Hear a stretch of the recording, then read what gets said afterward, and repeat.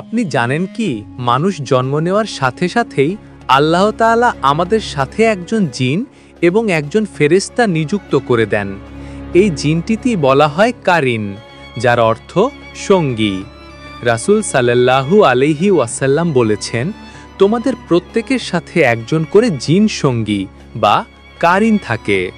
সহিহ মুসলিম। এই কারিন জিনের প্রধান কাজ কি?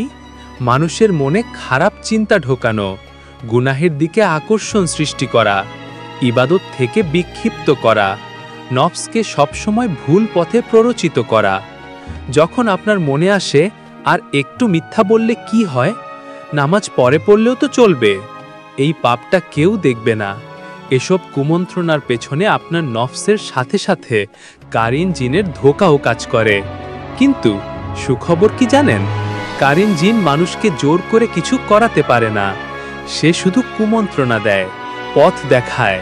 কোন পথে হাঁটবেন সেটা সিদ্ধান্ত আপনার। আর রাসূল সাল্লাল্লাহু আলাইহি ওয়াসাল্লামকে যখন জিজ্ঞেস করা হয়েছিল, আপনার সাথেও কি কারিন আছে? তিনি বললেন, হ্যাঁ আছে, তবে আল্লাহ তাকে আমার জন্য মুসলিম করে দিয়েছেন, তাই সে শুধু ভালো কাজের দিকে উৎসাহ দেয়। আমরা কিভাবে কারিনের ধোঁকা থেকে বাঁচব? 5 ওয়াক্ত নামাজ, বেশি বেশি কোরআন তেলাওয়াত, আয়াতুল কুরসি, সূরা ফালাক ও নাস, আল্লাহর জিকির, পাপ থেকে দূরে থাকা।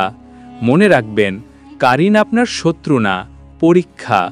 আল্লাহ দেখছেন আপনি শয়তানের ডাকে সাড়া দেন নাকি রবের ডাকে সাড়া দেন।